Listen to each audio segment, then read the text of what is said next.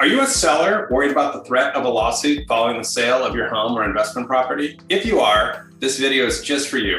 In it, I will include 7 tips to help you mitigate the risk of a potential lawsuit. Full disclosure, I am not an attorney. I'm a licensed real estate agent in the state of California, and the following video is not legal advice. These are tips that I have used for my clients to help them reduce the risk of potential lawsuits.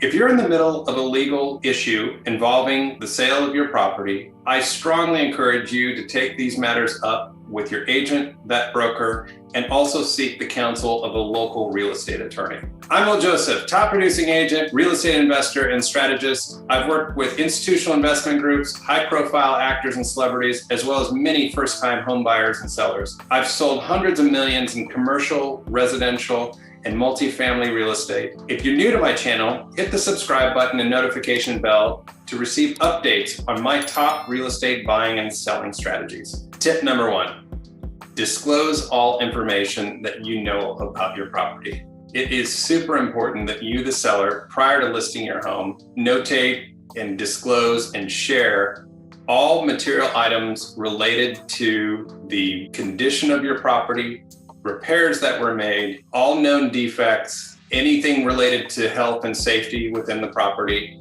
and you document those and share those to not only your agent, but the prospective buyer and the prospective buyer's agent. Failure to disclose in most states is ultimately something that could cost you down the line and could put you in court. In California and in other states, misrepresenting a property also means that you didn't share known defects related to the property. So it's always best practice that you, the seller, bring everything to the surface and just share the information. Tip number 2, do not try to hide or conceal a material matter as it relates to the condition or safety of a property. This should not be misconstrued with repairing an item, which would ultimately be a disclosure. This is when a seller intentionally tries to hide a material fact as it relates to the property to protect the value of their home or investment property. It's a practice that unfortunately happens many times with sellers where they're trying to keep their value, but ultimately ends up hurting the buyer, and those items will eventually be discovered and ultimately leading to a lawsuit, which in some cases would be more costly than actually disclosing the matter up front. So in general, you as a seller should always just over disclose and definitely not try to hide or conceal a material matter. Tip number 3, have a licensed inspector conduct an inspection of your property and share that inspection with prospective buyers prior to them writing the offer. This is a great tool to use to help buyers understand the full condition of the property prior to writing their offer. And it also demonstrates what type of seller you are, that you're doing everything in your power to give a buyer the complete picture of the condition of the property. It's also a great tool for you to use to prevent a buyer following their physical inspection from negotiating against repairs that were also in their inspection. So it's a great tool to use to have a license inspection done and then share that up front prior to a buyer writing their offer. Tip number 4, allow buyers to have ample time to investigate the property. We live in the day and age right now of multiple offers on properties, shortened inspection windows. And while that may seem great when you're accepting an offer, it actually may backfire down the road. It's important that when you open escrow, or if you're under contract with a buyer, that they feel comfortable during that contract with investigating all parts of that property. Sometimes, in many states, even if a property is closed, that does not alleviate the risk of a potential lawsuit down the road. So in addition to your inspection report, in addition to disclosures that were shared prior to the buyer writing an offer, you want to make sure that the buyer has had the opportunity to conduct a general inspection. And if something is found, that they can hire a licensed contractor to determine the scope or magnitude of that repair or defect. So again, allow that buyer in. It may seem counterintuitive, especially when you're looking at multiple offers, but it actually will save you some money down the line. Once again, I'm not providing legal advice. These are just the tips and best practices that I provide for my sellers. If this is resonating with you, don't forget to hit the like button and leave a comment below. Tip number 5, do not represent third-party information.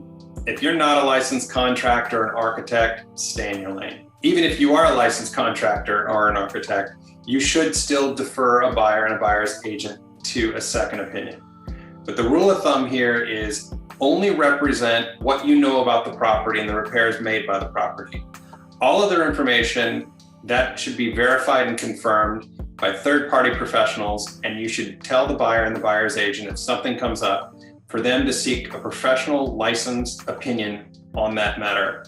And it's also important that if you do make a representation, that you include the language buyer to verify all information with necessary and appropriate licensed professionals in that particular field. This little tool may help you stay out of a lawsuit. Tip number 6, memorialize all conversations in an email. If you, the seller, find yourself in a conversation with your agent, with the buyer's agent, or even the buyer for that matter, discussing material matters, it is super important that you follow up that conversation with an email, memorializing and highlighting what was said and the representations that were made. This will put a timestamp and document everything that was discussed. If they disagree with that, you'll get a reply. But at least following that conversation, you actually have a timestamp and an active note that will protect you on the back end. Remember, conversations can be misconstrued. You need to get it into writing to protect you and to protect you down the line. You're not just trying to close your property, but you're also trying to protect your interest 1, 2, maybe 3 years after your property is sold. So having that email will keep it on record for you to have. Tip number 7, save all documentation and emails. Just as your agent has a responsibility to you, you have a responsibility to maintain all documents, contracts, and records as it relates to the sale. Save the purchase contract, to sign disclosures, counteroffers, any document. You should have an electronic and physical copy handy and keep those for years after the sale of your property. Also, super important, all email correspondences, try to convert those into a PDF so you have them in a separate file. This may help down the line if you get pulled into court, so you have that file ready. So again, just to summarize, save all contracts, all correspondences, and keep those records handy for years later, just in the event that you end up in litigation. So again, I want to just hit these points one more time just because they're super important to help you mitigate the risk of a lawsuit. Again, these are best practices. It's not legal advice. These are just the tips and tools that I use for my sellers. So from the top, tip number 1, disclose, disclose, disclose. Share all material information with a prospective buyer prior to them completing the close of escrow. As a matter of fact, try to do that up front, even during the offer process. Tip number 2, don't conceal any information. Far too often, sellers try to hide a material fact as it relates to safety or condition. Don't do this. It's a surefire way to put you in court. Tip number 3, perform an inspection. This is something that you should do with a licensed inspector and share that information along with your disclosures during the offer process. Tip number 4, allow buyers to have ample access to the property. It may seem counterintuitive to have the buyers come in and shake the tree loose to try to find issues with your property, but in the end, you want the buyer comfortable with this purchase.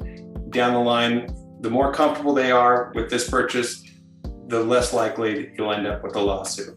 Tip number 5, do not represent third-party information. Stay in your lane as a seller. Do not tell buyers what can and can't be done with the property if you're not licensed in that particular field. And definitely include the statement, buyer to verify all information with appropriate licensed professionals in that particular field. Tip number 6, memorialize all verbal conversations with an email. Far too often, conversations lead to a misinterpretation. So following any conversation with a buyer's agent, even your agent, especially a buyer, it's important for you, the seller, to hit the highlights on what was discussed in that conversation. So down the line, nothing is misinterpreted. Tip number 7, save all documentation, offers, signatures, and convert those emails into a PDF and to create both a physical and digital file in the off chance that sometime down the line you end up in court. I'm Will Joseph.